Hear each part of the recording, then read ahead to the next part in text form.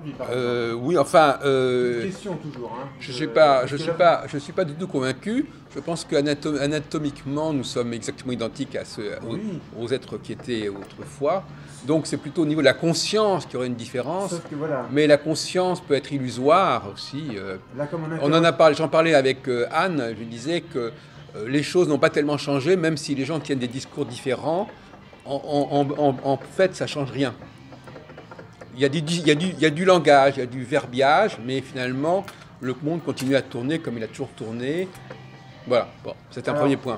oui, bon, allez, continue. Bon, alors maintenant, deuxième observation, malgré tout, quand on fait le bilan du XXe siècle, enfin disons des 100 dernières années, on s'aperçoit que les choses n'ont pas fondamentalement changé. Sur le plan des grands philosophes, des grands musiciens, des grands cinéastes, des grands peintres, etc., ça n'a pas changé. C'est toujours la domination masculine. Bon. En dépit de... Ce qui ne veut pas dire qu'il n'y a pas eu des femmes qui ont fait des films, qui ont fait des romans, qui ont fait des peintures, etc. Bon. Donc, c'est pour ça que le mot créatif, on en a parlé tout à l'heure, créer, c'est pas simplement ça. Créer, il faut créer et féconder. On pourrait parler, pour employer un mot un peu vulgaire, d'impuissance. Enfin, ou de stérilité, voilà, de stérilité. Il y a des œuvres qui sont stériles. C'est-à-dire que la personne, c'est comme quelqu'un qui aurait un sperme, mais ça ne donnerait pas des gosses. Donc il y a une créativité stérile. Une créativité qui existe, mais qui n'est pas fécondante au niveau du collectif, au niveau social, etc. Et par conséquent, qui n'est pas reconnue comme déterminante. Voilà.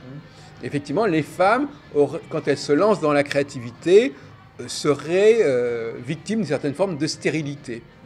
Hein. Par exemple, moi j'ai une grand-mère qui a écrit des bouquins, personne ne connaît son nom. Je veux dire, donc elle a écrit, elle a publié, mais ça ne suffit pas. Le critère de la créativité au sens fort du terme, c'est quelqu'un qui a fait quelque chose qui aura eu un impact, qui aura eu des effets, qui aura fécondé d'autres générations, etc. Bon. Et ça, ce sont les historiens qui en décident en quelque sorte. Ce sont les historiens qui sont, moi je suis moi-même historien, ce sont les historiens qui décident qui a été le plus grand. Le plus grand metteur en scène, le plus grand dramaturge, le plus grand compositeur, etc. Donc il y a une lutte même entre les créateurs, il y a une lutte, j'en parlais tout à l'heure, c'est ce qu'on appelle il faut déjà se faire accepter par une élite. Par exemple, un peintre, il faut déjà qu'il soit reconnu par le milieu qui travaille dans le domaine de la peinture. Un musicien, etc. Donc effectivement, c'est déjà là, il y a déjà un sas. Hein. Voilà. Et si une société met en avant des personnages qui ne sont pas vraiment intéressants, c'est toute la société qui va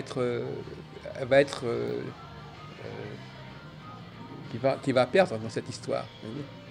Par exemple, comme la France, par exemple, n'est peut-être pas le meilleur endroit pour que les meilleurs éléments s'imposent. Et donc, c'est toute la société qui en souffre. Hein. Quand une société est capable de sélectionner dans ses ressources humaines les gens les plus capables, eh bien, on va mettre des gens qui sont incapables, qui ont fait quelque chose, mais qui n'est pas la meilleure qualité, et ça va faire que les produits seront de moins bonne qualité, moins compétitifs, moins ceci, moins cela, etc.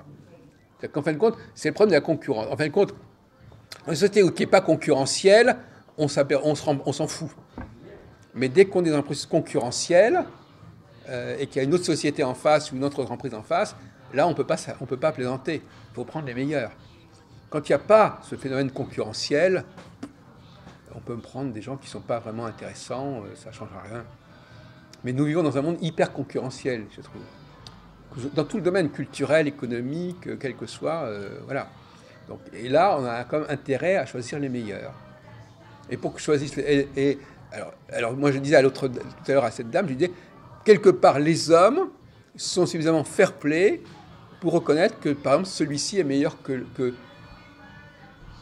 par exemple, quelqu'un qui réfléchit dans un certain domaine, il rencontre une autre personne qui est plus brillante, plus capable que lui, il dira, ben oui, effectivement, je suis moins bon. Bon. Alors, donc, c'est une qualité fondamentale dans une société, voilà, bon, d'avoir conscience de à qui on parle et si l'autre est meilleur que l'autre. Alors que chez les femmes, cette faculté-là, elle n'est pas... Chez les femmes, l'idée, c'est... Là, je vais être un peu rapide parce que j'en ai déjà parlé et je risque de sauter les étapes. Chez les femmes, il s'agit surtout de... D'abord, il y a cette idée irénique, c'est-à-dire il faut qu'on soit tous à peu près d'accord. Vous savez, il y a des groupes comme ça où il faut surtout être d'accord. Hein. Or, et il ne faut surtout pas essayer de montrer qu'on est le meilleur. Bon. Alors c'est là qu'il y a une incompatibilité entre le groupe des hommes et le groupe des femmes. Les hommes, ils sont dans la compétition. Ça ne veut pas dire forcément que ça se passe mal, mais ils sont toujours en train de se dire, mais qui est le meilleur d'entre nous? Alors que les femmes, elles, c'est pas le problème. Le problème, c'est est-ce qu'on est tous sur la même longueur d'onde? C'est pas du tout les mêmes enjeux, c'est pas du tout les mêmes priorités, si vous voulez. D'accord, donc ça pourrait expliquer le fait qu'il y ait moins d'excellence chez les femmes, parce que finalement, elles se vivent pas comme ça, et pour elles, c'est pas ce qui les motive finalement. Alors, je répondrai de manière plus subtile, Claude. Tout à l'heure, je disais, d'ailleurs, cette dame, c'est au niveau, en profondeur, c'est vrai. Maintenant, il peut y avoir un autre discours à côté qui fait que ça fait problème. Voyez-vous ce que je veux dire? C'est-à-dire qu'effectivement, moi, j'aime bien le mot. On a créé une chaîne qui s'appelle la chaîne de la subconscience. Donc, subconsciemment, je vous donne la carte pour aller sur la télévision. Subconsciemment, il y a une différence entre le conscient et le subconscient. Subconsciemment, les choses se passent comme on vient de le dire. Mais le conscient peut interférer avec ça. C'est-à-dire qu'il peut y avoir un discours qui va parasiter le subconscient. Si vous mettez dans la tête beaucoup de gens, on en a parlé, si vous mettez dans la tête de beaucoup de femmes qu'elles peuvent faire ceci, qu'elles peuvent faire cela, etc., ça va parasiter leur comportement, mais ça va rien changer. Ça va rien changer, en fait, parce que il suffit pas que les gens se mettent des trucs dans la tête pour que ça change quelque chose. Donc, en fin de compte, ça va continuer comme ça. Il va y avoir des comportements... par exemple, moi, je sais, par exemple, que quand vous avez des réunions... Là, par exemple, on est dans une réunion, il y avait très peu de femmes. Hein, très peu de femmes. Et elles ont joué un rôle très faible dans cette réunion. Et donc, c'était très compétitif. Il y a eu des... Même si on ne s'est pas énervé, mais enfin, je veux dire, on ne s'est pas fait de cadeaux entre les uns et les autres. Bon, ça c'est mal vécu dans une réunion féminine.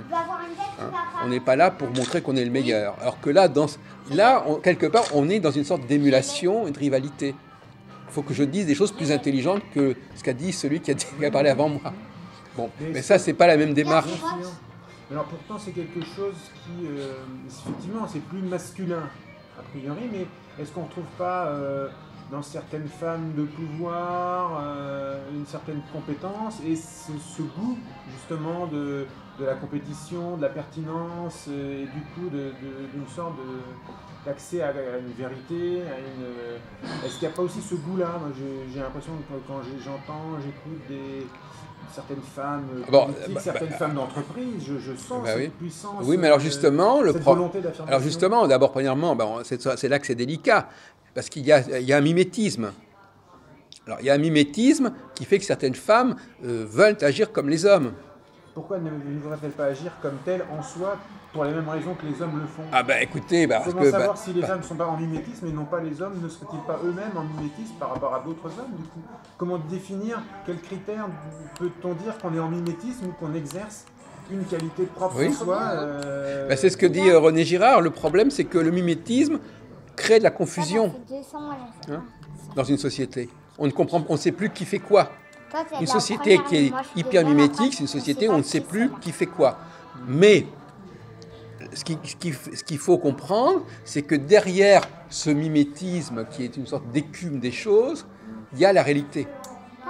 Et la réalité fondamentale, elle correspond pas. Donc il y a des propos, il y a des ambitions, il y a des prétentions, mais finalement, ça ne donne rien.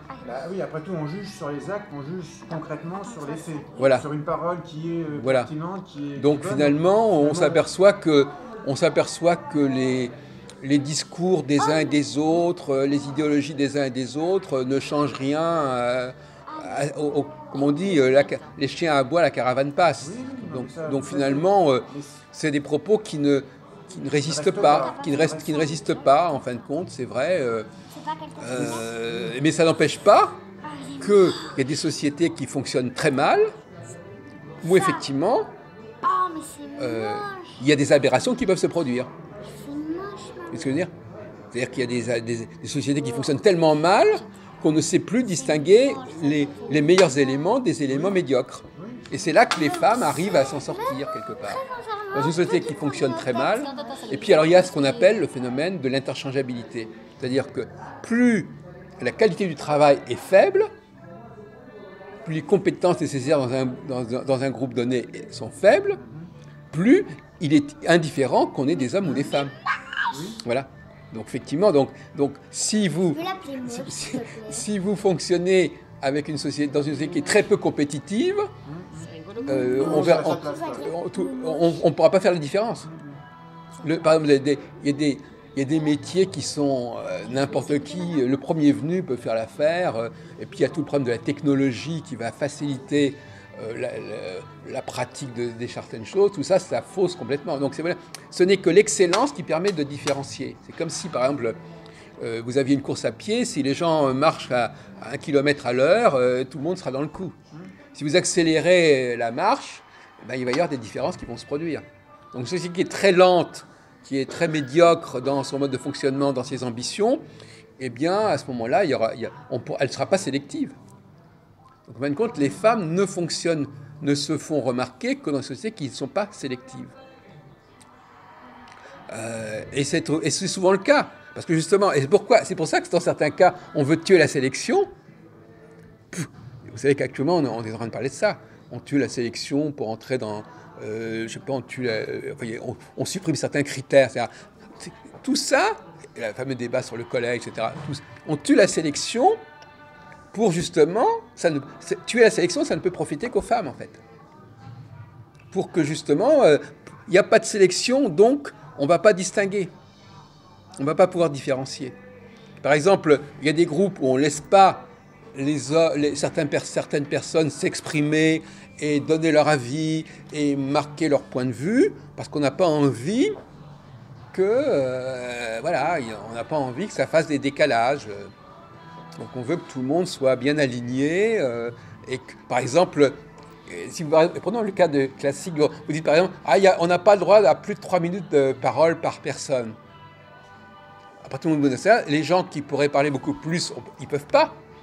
Donc on va limiter les possibilités d'expression de façon à ce que tout le monde soit à égalité, parce que 3 minutes, à peu près tout le monde peut faire 3 minutes.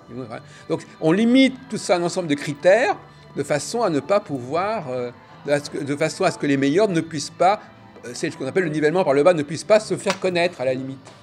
Enfin bon, les meilleurs ont toujours la possibilité de s'exprimer en écrivant, je sais pas, dans ces groupes, mais on limite un temps de parole, il y a sûrement d'autres... Non, mais parce que même dans les... Oui, enfin, écoutez... Elle a certainement une autre fonction, cette non, limitation du temps de parole. Oui,